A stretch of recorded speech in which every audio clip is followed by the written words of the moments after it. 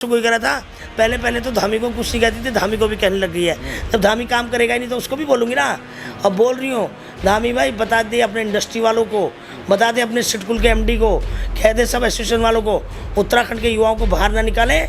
और जो आप लोगों ने 5-5, 7-7 हज़ार, 8-8 हज़ार दे रहे हो, जो बड़े बड़े एजेंट खा रहे पैसा, मगर फंसा देंगे भाई, अधिकारी लोग फंसा देंगे।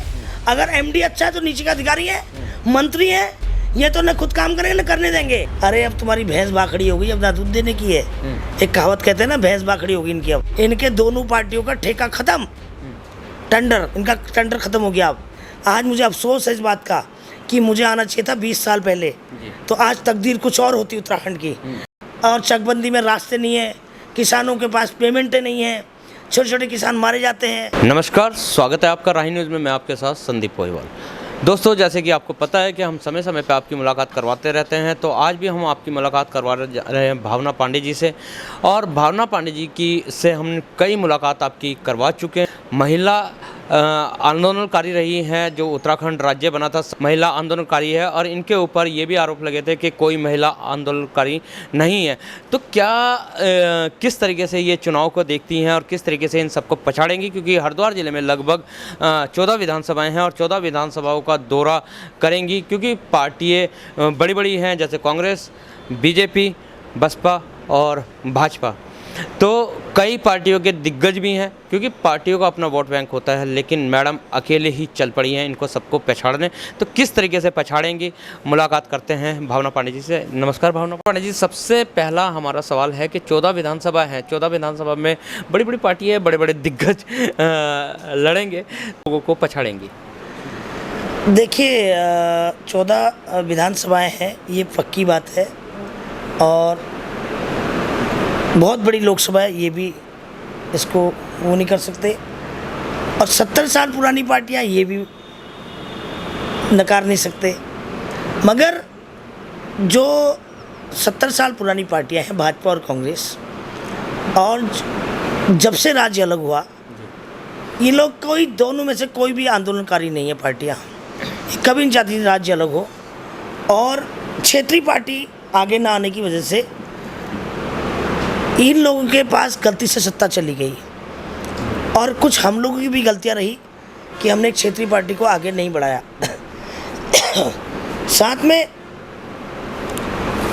अब तक चाहे हरीश रावत हो यहाँ के, हमेशा कभी हरीश रावत जी की ठेकेदारी इस सीट पे, कभी उनकी बीवी लड़ लेती है, कभी हरीश रावत लड़ लेते हैं, कभी वो अपने लड़के का नाम आगे सुनने में आ रहा है। वो उत्तराखंड में हरीश रावत जी चाहते ही नहीं है, हर जगह से वही लड़ना चाहते हैं, कहीं से उनकी लड़की, कहीं से बीवी, कहीं से खुद। तो अब ये खत्म होगा। और जो रही हड़क सिंह रावत की बात, यहाँ से टिकट चुनाव मांग रहे हैं, ये दल बदलू नेता है। ये अपने मकसद के लिए पहले कांग्रेस में थे, फिर भाजपा में चले गए, वहाँ मलाई खाई, फिर वापस आ गए, अब यहाँ मलाई खाने आ रहे हैं। अरे अब तुम्हारी भैंस बाखड़ी होगी, अब ना दूध देने की है। एक कहावत कहते हैं ना, भैंस बाखड़ी होगी इनकी। अब इनका समय पूरा हो चुका है, जनता समझ चुकी है, ये ठेकेदार नहीं है। इनके दोनों पार्टियों का ठेका खत्म, टेंडर, इनका टेंडर खत्म हो गया। अब आगे ये दोनों पार्टियां कोई भी नहीं आएंगी, क्षेत्रीय पार्टी का विकास होगा। और इस समय तो मैंने हरिद्वार लोकसभा में देखा है जिस तरह से जनता त्रस्त है। आज मुझे अफसोस है इस बात का कि मुझे आना चाहिए था 20 साल पहले, तो आज तकदीर कुछ और होती उत्तराखंड की। देर आए दुरुस्त आए, कोई बात नहीं, जब समय आता है तभी आता है। जिस तरह से मैं जा रही हूँ दोपहर में, कभी भी किसी भी गांव में, आप हालत देखिए इतनी ख़राब है सड़कों की, किसानों की। अभी मेरे को थोड़ी देर पहले फ़ोन आया शिकारपुर से कि आज 2012 से उनकी पैमाइश नहीं हुई, उनको ज़मीन की। और रोज़ तहसीलदार बुलाता है, कानून को बुलाता है, पटवारी बुलाता है, रास्ता नहीं देता। तो यह हालत है और सभी की। और चकबंदी में रास्ते नहीं है, किसानों के पास पेमेंटें नहीं हैं, छोटे छोटे किसान मारे जाते हैं, और उसके बाद बड़े बड़े किसान जो अपना रास्ता पैसा लेके ले लेते हैं। तो इस तरीके से बहुत सारी समस्याएं किसानों को लेके हैं। हरिद्वार सीट पे किसान बहुत ज़्यादा है। सबसे बड़ी समस्या यहाँ पर गन्ना किसानों की। आप देखिए, उनको समय पे भुगतान नहीं मिलता, और उनका दूसरा क्या है कि गन्ना ज़्यादा है, क्रशर कम है, शुगर मिल कम है। तो शुगर मिल बढ़ाने की आवश्यकता है, क्योंकि ये पुरानी शुगर मिलें हो गई, खचाड़ा स्थिति में है। अब एक से एक लेटेस्ट ऑटोमेटिक प्लांट आ गए, 11-11 टन के प्लांट आ गए, ये 3-3 टन के प्लांट। मैम लेकिन उसकी पहल आपने भी तो करी है कि आप भी एक शुगर मिल ला रही हैं। मैं प्रयास कर रही हूँ, 100% लाऊंगी। और अगर बाबा केदार की इच्छा होगी तो अभी 3 महीने 6 महीने के अंदर लाऊंगी। और अगर ये नेता लोग आगे बढ़ने देंगे, फाइलें ना फंसाएं, तो ये तो काम न करते न करने देते हैं। अभी 4 सिटकुल लाना चाहती हूँ प्राइवेट, उत्तर प्रदेश की तर्ज पे, मगर फंसा देंगे फाइल, अधिकारी लोग फंसा देंगे। अगर एमडी अच्छा है तो नीचे का अधिकारी है, मंत्री है, ये तो न खुद काम करेंगे न करने देंगे। मगर ऐसा नहीं होगा, इस बार हंगामा हो जाएगा बहुत तगड़ा।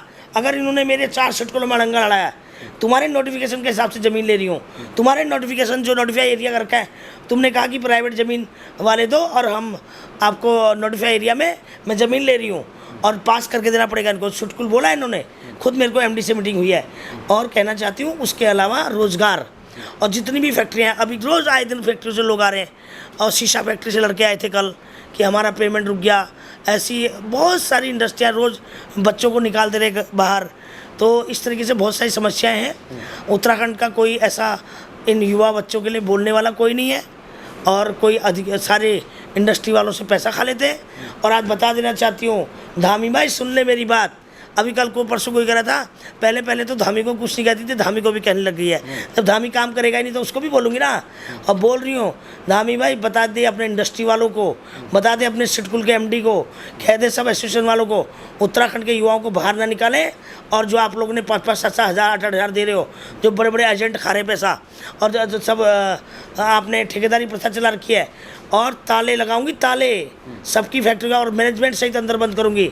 और टाइम दे रही हूँ मैं आपको 15 दिन, महीने का। अभी मैंने उसके घर भी जाना है मुआवजे को लेकर। बता धामी भाई कहाँ मिलना है, मुझे टाइम दे कल या परसों में, वरना मैं धामी भाई के घर दवा बोलने वाली हूँ जल्दी। क्योंकि मुआवजा अभी भी अटका हुआ है, फाइल अटकी हुई है। फाइलें तो इनकी अटकी रहती हैं, काम होता ही नहीं है, लेकिन अधिकारी सुनते ही नहीं है। इंडस्ट्री की अगर जो बात करी जाए तो अभी पिछले बीते दिनों उमेश जो विधायक हैं खानपुर से, उन्होंने भी दावा किया था कि चरण सीमा पे है, इंडस्ट्रियल एरिया लगा रहे हैं खानपुर में। उसका बाप लगा रहा है, उसका दादा लगा रहा है, पिताजी लगाएंगे उसके दादाजी की प्रॉपर्टी पड़ी है यहाँ पर। उधर यहाँ तक कि अगर तो फेसबुक की बात करी जाए तो उमेश विधायक जी ने ये भी कह दिया है कि आपके पास जो पैसा है, आपने जैसे अभी इंटरव्यू के दौरान, उसका नाम लेना बंद करो, उसको फेसबुक बना दो। नहीं इंटरव्यू के, कौन है फेसबुक का मालिक, उसको बोलो तू एमपी बना दे उसको वहीं से, हमें नहीं चाहिए ये फेसबुक। या तो सब झूठ मूठ बोलता है, किसी और की फोटो लगा रहा है, उसकी तो आदत है। नहीं, आपके ऊपर आरोप लगाया ना कि जो पैसे आपने प्रणव जी से मांगे और हरीश रावत जी से मांगे, तो दीदी पैसे कहाँ से आए? चेक से पेमेंट है, चेक से, उसको चिंता मत कर, खाते में पेमेंट है। और तेरी तरह नंबर 2 का करना, मैं काम करते नंबर 2 वाली हूँ। सब अकाउंट आज भी अपने पत्रकार बंधुओं से पूछ ले, मीडिया वालों से पूछ ले, जो होर्डिंग वाली मीडिया है, जो फ्लेक्स मीडिया है, सबको खाते से पेमेंट जाती है। डोंट वरी, चिंता मत कर, कोई ब्लैक ब्लू नहीं रहता। मेरे पास तो 50,000 रुपये ब्लैक के भी नहीं रहते, तो 4-4, 5-5 ATM कार्ड है, सब नंबर है, टैक्स भरो। आपने आरोप लगाया था, जो एक याचिका दायर हुई हुई थी, खुल के नहीं कह पाएंगे, उन्होंने कहा खारिज हो गई है। अरे झूठ बोलता है वो तो झूठ का पेड़ है, झूठ का पेड़, उसका नाम रखा जाएगा झूठ का पेड़। फ्रॉड, बमंडल करता है, झूठ मूठ फैलाता है तमाम फर्जी मीडियाओं द्वारा। अरे कोर्ट को बदनाम कर रहा है। कोर्ट में 2 पिटीशन है इसकी, एक रिट पिटीशन है, एक इलेक्शन पिटीशन। इलेक्शन पिटीशन में गवाही चल रही, और रिट पिटीशन में इसको हमने कोई पुराना वकील किया था, शुक्ला जी, उनके लड़के ने कुछ स्पेलिंग मिस्टेक है उसमें 5-6। तो जज साहब ने कल कहा कि आप इसमें स्पेलिंग मिस्टेक है, आप इसको एक फ्रेश एप्लीकेशन दे दो, इसको विड्रॉ कर लो। तो हमारी अभी कोई खारिज नहीं हुई है, हमारी एज इट इज लाइव है। और अभी नई एप्लीकेशन 21 तारीख को लग जाएगी, 21-22 में, क्योंकि यहाँ से जाना भी पड़ता है। इसकी एक डेट और लगी है, तो दोनों डेट को हम एक साथ ही जाएंगे। 21 तारीख को दोबारा से नई फाइल, कोई पिटीशन डिसमिस नहीं हुई है। वो एक नई लगाने को जज साहब ने कहा कि आपकी थोड़ी स्पेलिंग मिस्टेक है, आप इसको नई एप्लीकेशन लगा दो, फ्रेश, इसमें कटपीट ना करके नई एप्लीकेशन लगा दो। और नई रिट डलनी है, और उसमें कोई कैंसिल नहीं है, वो लाइव है, अभी लाइव है। भावना जी, एक सवाल और बनता है यहाँ पे कि अभी लोकसभा का जो इलेक्शन है तकरीबन 1 साल पीछे है, लेकिन आपने अभी से ही तैयारी की है। और सबसे बड़ी बात है कि आपने पूरे ज़िले में सिर्फ रुड़की को ही केंद्र मुख्यालय बनाया, अपना मुख्य कार्यालय बनाया है। इसके पीछे क्या कारण है? एक तो रुड़की क्या है, हाईवे पे, यहाँ से झबरेड़ा चले जाओ, भगवानपुर चले जाओ, पिरान क्लियर चले जाओ, आप लक्सर चले जाइए, खानपुर चले जाइए, और आप रुड़की है ही, तो 11 विधानसभाएं कनेक्ट होती हैं। और हर आधे घंटे में हम किसी विधानसभा में, अब हरिद्वार से आने में, अगर मैं हरिद्वार रहती हूँ मैं, और रुड़की शिफ्ट होने वाली हूँ अभी 20-25 दिन, 25 तारीख के बाद, और 3 विधानसभाएं मुझे वहीं जाके करना पड़ेगा। जैसे देहरादून गई तो डोईवाला और धर्मपुर और ऋषिकेश मेरी कवर हो सकती है, हरिद्वार और ऋषिकेश मेरी वहाँ से हरिद्वार से कवर हो सकती हैं। तो मेन 11 मेरी यहाँ से है, वहाँ तो आया जाया जा सकता है। 11 पे फोकस कर रही हूँ अभी मैं, उसके बाद फिर मैं ऋषिकेश, धर्मपुर और डोईवाला। तो यहाँ से नज़दीक हर विधानसभा आधे घंटे का रास्ता है, 20 मिनट का है, 15 मिनट का, तो ईजी होता है। कहीं भी आपको कोई इमरजेंसी होगी तो आप जा सकते हो, इसलिए मैंने इसको मेन कार्यालय बनाया। और बाकी अभी ऋषिकेश बनना है कार्यालय, डोईवाला बनेगा, और अभी मैंने 50 कार्यालय सोचा था और 6-7 जगह बना भी दिए, मगर मैनेजमेंट नहीं हो पा रहा है, क्योंकि मैं हर जगह नहीं जा पा रही हूँ।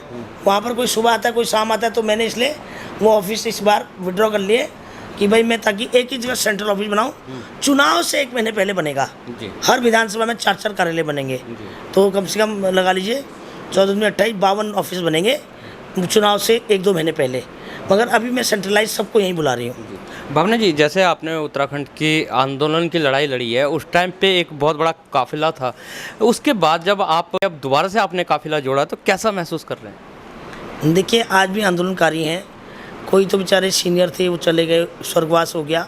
हमारे साथ के जो बहुत हमसे 20 साल बड़े थे और 30 साल बड़े थे, वो तो अब नहीं रहे, और जो हमारी एज के 10 साल हैं वो अभी हैं, और कुछ आने वाले हैं चुनाव के टाइम पर।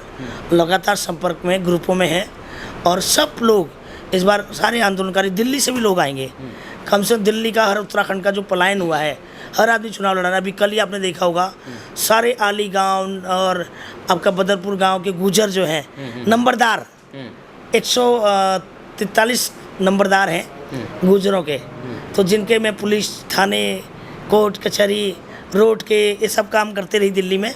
जब मैं दिल्ली में थी तो मेरा बड़ा अच्छा गुजर नंबरदारों में अच्छा, कल भी हमारे ज्ञान चाचा बोलते हैं उनको, आली गांव के नंबरदार थे, उनके साथ मोलरबंद के थे, बदरपुर के थे।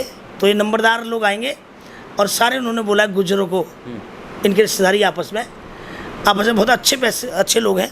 उन्होंने मुझे प्रॉमिस भी किया कि हम बहुत बड़ी संख्या में आपके पास गाड़ियाँ लेके आएंगे, फंड भी करेंगे, मदद भी करेंगे, और अपने रिश्तेदारों के घर में बैठ जाएंगे। यहाँ गांव-गांव में गुजरों की रिश्तेदारी है।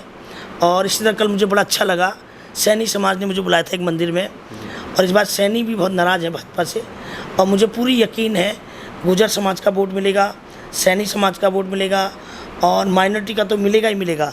क्यों? क्योंकि माइनॉरिटी के पास ऑप्शन नहीं, क्योंकि जो माइनॉरिटी का जो भाजपा को हराएगा वही उसको वोट, और इस समय भाजपा को सिर्फ मैं ही हरा सकती हूँ और कोई नहीं हरा सकता। जी, लेकिन भाजपा में निशंक है, निशंक बोले जाते हैं कि बहुत गद्दावर नेता है, कि कभी हारते नहीं है, क्योंकि पिछले 2 योजना में भी वही सांसद हैं। फिर सुनने में आ रहा है कि सूत्रों की अगर माने तो कांग्रेस से हर्ष सिंह रावत आ रहे हैं, बहुत सारे दिग्गज चेहरे हैं। अरे सारे दिग्गज जब सब हो जाएंगे, सब दिग्गज उत्तराखंड की बेटी के सामने लड़ेंगे, भाई हैं, किसमें कितनी ताकत होगी देखी जाएगी, मेरे सामने नहीं टिक सकते। ऐसा तो नहीं है कि बहन को आशीर्वाद देकर आगे निकल जाए? अरे नहीं, हाथ जोड़ के जाएंगे, बहन तू ही लड़ ले, हम वहाँ प्रचार कर रहे हैं, मुझे पूरा यकीन है। और निशंक भाई से भी, और हड़क सिंह तो खैर पहले जवाब देगा मुझे, मेडिकल कॉलेज चलाना फलाना जो उससे हिसाब मांगा है। और उसके बाद हड़क सिंह की तो वैसे भी देखो गढ़वाल साइड में थोड़ा बहुत चलेगी, बाकी यहाँ तो उसको जानता भी नहीं कोई, और उसको कोई वोट मिलनी है नहीं कांग्रेस में। और जहाँ तक कदावर नेता है, वो तो कदावर जब तक थे, अब कदावर नेता अब टाइम फीस होने वाली सबकी, क्योंकि आपने 10 साल से सिर्फ नेता ही नेता रहे, कदावर हटा दो आप, अब नेता कदावर हटा के नेता हटा दो।